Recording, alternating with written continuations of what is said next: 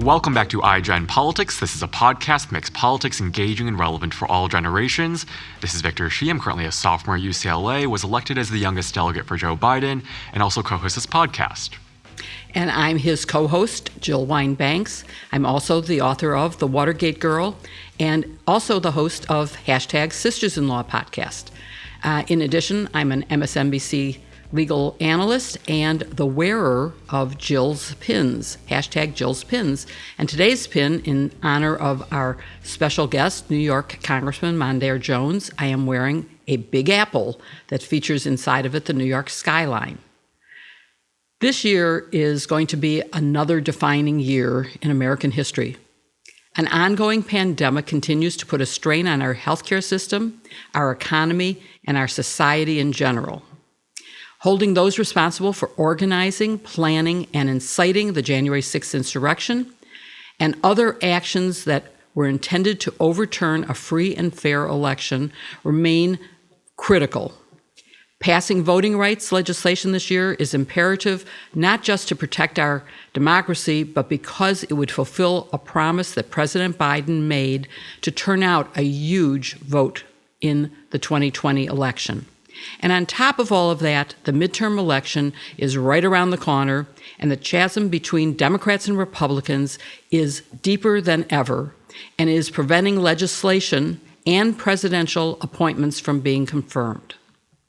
Representative Mondaire Jones, our guest today, not only embodies what we all want in an elected official, but also represents the diversity that benefits Congress. In 2020, Representative Jones was elected to represent New York's 17th District to become one of only 2 openly gay Black members of Congress.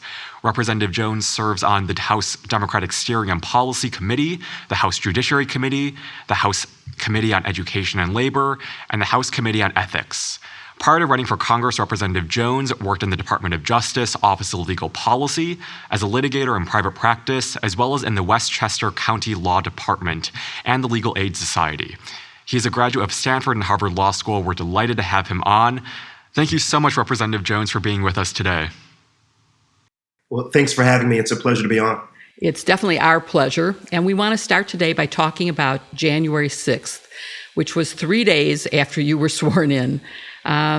So I want to talk to you about what was it like for you, a new member of Congress who barely knew your way around, to witness thousands of insurrectionists storming the U.S. Capitol? Well, you know, the American people, in some respects, saw more than I did. You mentioned thousands of people. I had refrained from watching television that morning and that afternoon. And so by the time I became aware of the severe threats posed by that very large crowd outside that people saw on television was when it was nearly too late. I was on the House floor, seated alongside the rest of the House Democratic leadership team, listening, frankly, to absurd allegations by my Republican colleagues of mass voter fraud that, of course, no one can ever substantiate, but allege very loosely anyway. When someone from the security personnel came up to the podium where the speaker usually is presiding and announced that the Capitol had been breached and that the same people who had breached the Capitol were on their way towards where we were in the House chamber, and that we would need to lock down, meaning the doors would be locked from the inside of the chamber.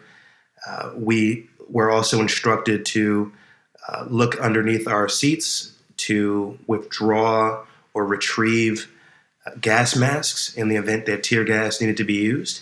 And we were also advised to prepare to lie down on the ground in the event of gunfire. So a frenzy ensued, to say the least. And it was one of those situations where I think for the first time in my life flashed before my eyes.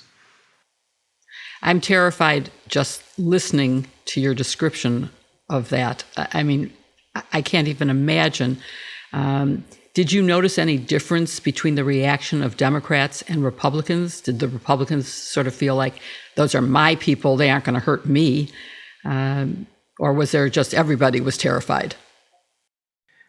You know, I didn't pay too much attention to the other side of the chamber. I was so focused on getting the resources that I needed to get, which were few and far between for that matter. I mean, there were about, by my count, maybe 5 people in the House chamber to protect what I learned was about 200 of us in terms of members of Congress, both on the floor and famously in the gallery above us. And of course, there's been reporting about tweets and live streaming by my Republican colleagues. So I suspect that at least a few of them were not as fearful, if at all, as the rest of us were. Oh, wow. And then, of course, that was followed very soon after that with your having to vote on the articles of impeachment against the still President Trump for incitement of that very insurrection, which I assume by then you had seen on television and knew more about the full scope of the danger you were actually in. And to me, witnessing the events live, as I did, and viewing it on television, and reviewing the facts that came out right after that, and that still are coming out through the January 6th committee, it seems to me that it would have been almost unbelievable that there wouldn't be a bipartisan vote for impeachment. But of course, sadly, politics reared its ugly head, and only 10 Republicans joined the House Democrats, and only 7 Republican senators voted to find the former president guilty. Well, he was still the president, to find then President Trump guilty. So he wasn't convicted. And you did vote, of course, for impeachment. And can you just give a very brief summary of the top couple of reasons why you felt that that was the right vote? That was the first big floor speech that I gave, just days after being sworn in on Sunday, January 3rd. And I did not think it would be to impeach now the former president of the United States, Donald J. Trump. But these are unprecedented times. And I was one of the first folks to call for his impeachment, if not the first person, as we had we're in a more secure location, having made it in the nick of time through the tunnels of the Capitol to that more secure location. My fear turned to anger. It was obvious to everyone, including folks who are on right-wing TV, denying the role that Donald Trump played today in inciting that violent insurrection at the Capitol, that it was the President of the United States' words and deeds that most directly led to the death of several people, including the physical harm and psychological injuries suffered by countless more people, whether it's the Capitol Police or other members of Congress. So there was his direct role in that. Obviously, he deliberately took several hours to call off his supporters, and only after much intensive urging from some people in his orbit and folks in Congress even, who again today are denying the role he played today. But it is just abundantly clear that he incited violence against members of Congress, including his own Vice President, Mike Pence, and moreover, that it was a betrayal of his solemn oath to uphold the Constitution of the United States, which critically relies on the peaceful transfer of power, which he directly was trying to disrupt that day during that certification. And for a few hours, he was successful. But thankfully, democracy prevailed in the hours since. And despite the fact that 2/3 of my House Republican colleagues did not vote to certify that free and fair 2020 presidential election, we still overwhelmingly did in the House and in the Senate. And thank heavens for that. I wonder, going to that point, whether you think that many of those Republicans who didn't vote to impeach now are regretting that and the power that they have given him to control and remain head of the GOP. Do you think there's any private regret, even though they are afraid to say it publicly? I think there were several members on the Republican side who, even as they voted, regretted that they were doing so. Do you have any insight into what would have motivated actions that were contrary to the facts and to the upholding of democracy? Well, there's been public reporting from folks like my Republican colleague, Peter Meyer, and it is plausible, given common sense and what many people, I think, are observing about the dynamics of today's Republican Party, that Donald Trump plays a very powerful, coercive role in getting Republicans in elected office to bend to his will when faced with the alternative of losing in a Republican primary to a candidate of his choosing. And unfortunately, there are still too many Republicans in Congress today. I would say most, overwhelmingly, the House Republican Caucus and the Senate Republican Caucus, who prioritize their own reelection over the fate of our democracy. Because if that were not true, we would have gotten 10 Republican senators to vote for a bipartisan commission to simply investigate the events of January 6th. And today we would not have, and this is not just Donald Trump, there's something more sinister going on even in his absence. But you know, if that were not true, if my Republican colleagues in the House and in the Senate were willing to put country before party and their own reelection, they would also be supportive of common sense, previously non-controversial voting rights legislation like the John Lewis Voting Rights Act and the Freedom to Vote Act. And of course, we know this to be true because in 2006, the Voting Rights Act was reauthorized unanimously in the Senate by a vote of 98-0 and nearly unanimously in the House. And today, not a single person on the Republican side in all of Congress voted for the John Lewis Voting Rights Act. It's unbelievable and terrifying to hear those statistics, but it is true. And, again, I just think if they would have impeached, they would have deprived him of this power.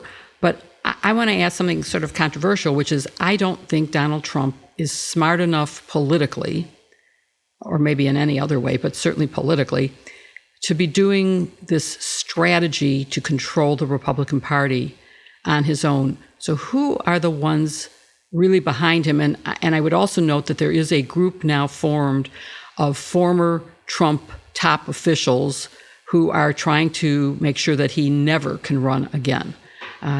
So there are some people behind the scenes willing to come out and say, but most of them are not elected politicians. They're people like his former press officer or communications director, not people who are elected to office. So who's behind this strategy politically? The fact is that the base of the Republican Party was already sympathetic to the ideas set forth by a figure like Donald Trump before his election in 2016. There is a recognition among Republican leaders, including all of those in elected office in Congress, that there will continue to be an appetite for the extremism, the race baiting, the resentment of a diversifying America, even were Donald Trump not to exist tomorrow.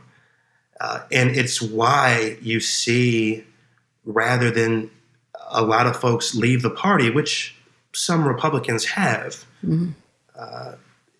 a general embrace or submission in some instances to the way, from their perspective, that things are, the base that they have to work with. And so I would argue that Donald Trump doesn't just appear and obtain leverage over the Republican Party and even lead the Republican Party in a vacuum. That anyone who refuses to disavow his ideology and his tactics is a co-conspirator, is complicit. And it's why I'm only so celebratory of Liz Cheney and Adam Kinzinger, who, I think genuinely resent Donald Trump. But I think their resentment comes from a bourgeois place of not wanting people in the party to say the quiet part out loud. But it's why they also voted against the John Lewis Voting Rights Act, which people like Mark Elias and myself have been pointing out frequently over the past several months. I think you said a word that so accurately describes where we are now. It's just sinister. And, this past weekend we saw Senator Rounds go on ABC News who spoke truth, and Donald Trump came out afterward and said he's never going to endorse, I think he used the word jerk, ever again. But we just want to go into, shortly after the insurrection, you and Representative Ted Lieu wrote a letter to the Attorney Grievance Committee of the New York State Supreme Court Appellate Division requesting that Rudy Giuliani be disbarred. Thankfully, he has now been disbarred. I'm wondering if you can tell our audience first about Rudy Giuliani's role before and both on January 6th, what compelled you to write that letter, and whether your letter was instrumental in that outcome of disbarment. Well, I'd like to think that it was. Rudy Giuliani played a substantial role in the incitement of that violent insurrection. He was one of the most visible proponents of the big lie. And of course, he has also been shown to and publicly reported to have made visits abroad to conspire with really enemies of the United States government to subvert the 2020 presidential election. If there's anything that a person could do to undermine the integrity of the 2020 election, it was attempted by Rudy Giuliani. And he didn't do so covertly, frankly. He was kind of an imbecile about it, but and which is how it came to be uncovered and so widely reported, and in some instances even admitted to by him, and certainly corroborated by folks internationally. And that is a complete swearing off of the duty of a member of the bar, which is first and foremost to uphold the Constitution of the United States, and in the case of New York, also in the Constitution of the state of New York. And so Ted Lieu and I wrote a letter to the relevant entity, the Appellate Division in New York, which has the ability to take away someone's license to practice in the state, and I think through the obviously direct application that we made, and also through the publicity that our work generated, got the kind of attention to this issue that resulted in Rudy Giuliani no longer being able to practice in the state of New York. As we said, Rudy Giuliani being disbarred in New York is a good thing for all of us in our democracy. But there are other lawyers that were involved in the planning of the insurrection: Jenna Ellis, Sidney Powell, Bill Barr, Eastman, Clark. Do you think that similar action should be taken against those lawyers as well? They should. So as an initial matter, any member of the bar will tell you that you have an obligation to make representations in a court of law that are in good faith and on information and belief. And what we have seen is a complete abdication of that solemn responsibility. By the way, there's also great institutional damage, great reputational damage to the legal profession and to the legal system that is experienced when people openly lie in the courtroom and are allowed to continue doing so and have thriving legal practices.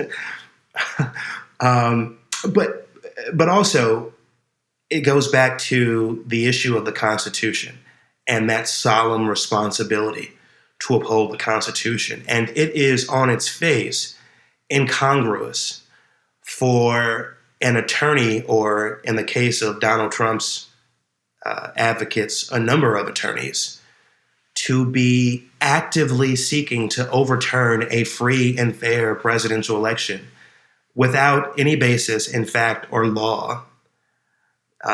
And the result, of course, is that the Constitution would itself be undermined were there not to be a peaceful transfer of power, where the people who won the Electoral College vote not to take office as the president and vice president of the United States.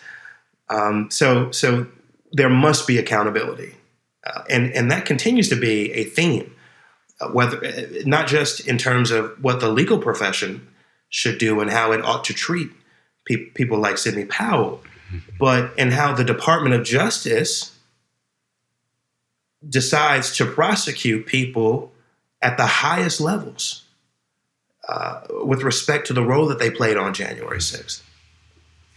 I think because this is an intergenerational podcast, I hope this year is the year of accountability, but also, doing so, I think would send a message to my generation, hopefully rising lawyers, that, you have to follow ethics and rules and defend democracy if you're going to become a lawyer. So hopefully this is a message to them as well. But I know Jill has a question on John Dean and future ethics around lawyers.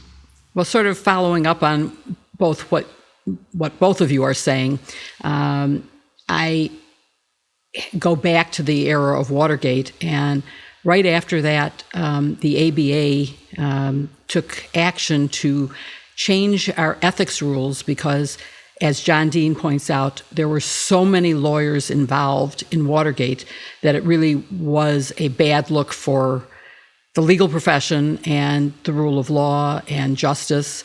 And it seems to me that, although I haven't done a full count, that the number of lawyers involved in what I'll call Trumpgate may exceed that of Watergate. And it seems to me that, with that many lawyers involved and the legal profession being questioned for their honesty and integrity, somebody has to do something. And I'm not sure whether it's more ethics rules or whether different states should be looking at disbarring all of the lawyers involved who submitted pleadings in court that were false and that they knew were false. So tell me what you think and about ethics and what Congress can do as well as what state bar associations can do.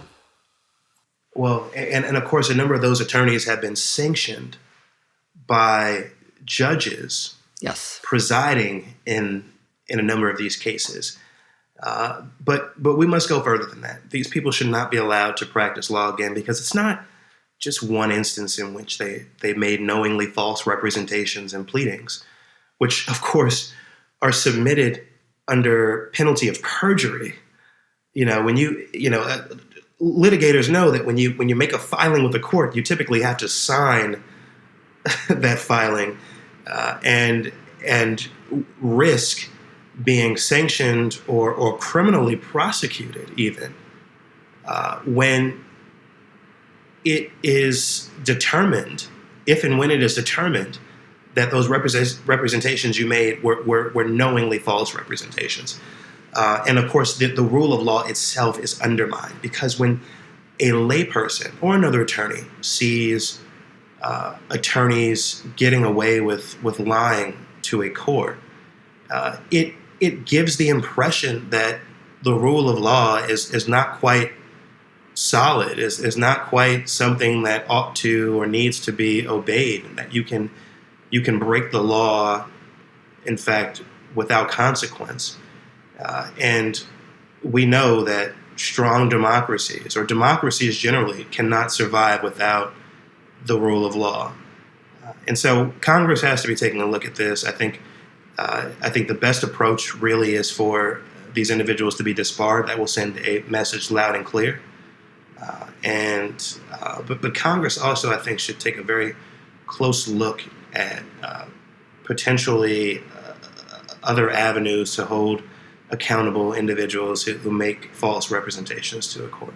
And I would hope that you might take a look at false representations by members of your own body to the American public, which have had dramatic consequences. But one other follow-up to what both you and Victor were saying, and that is the Department of Justice's role. In addition to Congress having a role in uncovering these facts and letting the public know about it, accountability in a different way in courts of law can only come from the Department of Justice or from the states. And, there's this talk that DOJ might be waiting for the January 6th committee to make a referral, which to me is an absurd idea because the Department of Justice has its own jurisdiction and can act on its own. But so I'm asking you both as a lawyer and a member of Congress, what do you think about Attorney General Garland's remarks last week when he clearly said that they were going to go as high as needed to be gone based on the facts? But he didn't make it clear enough to me that it wasn't just for the conduct of January 6th itself, but for all of the other activities that the Trump people undertook to interfere with the election, to overturn the clear results of a free and fair election. Or, for that matter, the nefarious criminal conduct that occurred separate and apart from the events surrounding the January 6th attempted overthrow of the federal government. The record is replete with facts pertaining to violation of the Emoluments Clause in the Constitution, and so much other criminal conduct by the former president of the United States in his 4 years in office, to say nothing of the criminal conduct of his children and other people in his orbit. So I have been overall disappointed with the Attorney General, both at the speed, with the speed to which he has made some of these pronouncements, and what I suspect really is the lack of an investigation into misconduct at the highest levels. I appreciate his statement last week that he is willing to go that far, but the thing about it, and this has been echoed by other legal pundits, is when you're conducting that high level of an investigation, that sprawling of an investigation, which is what January 6th requires, I think it's what justice requires, it's hard to keep that scale of an investigation secret, right? I mean, we would have heard about subpoenas and witness interviews and potential grand jury testimony, and we've just not heard any of that. And that coupled with some statements that Attorney General Garland has made, cautioning against violating the political norm where the Justice Department and administration of a different party doesn't go after the former president, gives me great concern, because of course the fallacy in that concern that he expressed is that if you are never going to investigate an individual simply because he or she was the leader of the federal government and belong to a different party, then that means that presidents really are above the law. And I think that is far more damaging to the rule of law, far more damaging to in any democratic norms that we may still hold dear in this country than whatever the heck he's talking about. Well, I can't think of a better way to end the show than with what you've just said. We have pages more of questions for you. So I hope you'll agree to come back with us, but I want to be respectful of the time frame you set for us and to just thank you for having answered our questions and ask you to come back again to go through the several pages of questions we still have left. And I know more will come up as the facts develop. So thank Absolutely. you, Congressman. I can't wait to join you again. Thank you. Thanks so much, Representative Jones. This is great. Victor, I totally loved talking to Congressman Mondaire Jones. He was outstanding in really answering the questions that were asked. And unfortunately, we did definitely run out of time, and I want to have him back to talk about how Congress will enforce their own subpoenas, passing legislation to make it clearer how they can enforce it, how they can set consequences for violating the Emoluments Clause, how they can set a way to implement the 14th Amendment, Section 3, that says no one who has taken an oath of office, an oath to the United States of America, can serve if that person violates that oath by engaging in an insurrection against the government, which clearly Donald Trump, in my mind, has done. And I would point out there is a group of of his former top-level staff who are working to try to find a way to make sure he never runs for office again. So there's a lot of things I want to have him back to talk about. What about you? Oh, for sure. I mean, we have in our planned question list, we had him talking about, his time in Congress, passing laws. I mean, he's really hit the ground running.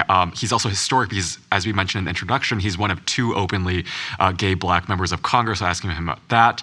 But, I think one of the most disturbing parts of the interview that he gave was just his recount of him being in Congress 3 days after being sworn in during the insurrection. He talked about, being having to navigate the halls of Congress, having to figure out whether or not he needed to get gas masks on because of, what the protesters were going to do to him. I mean, it was a horrifying scene. And then during that moment, I also thought of his staffers, because his staffers were also brand new to Congress.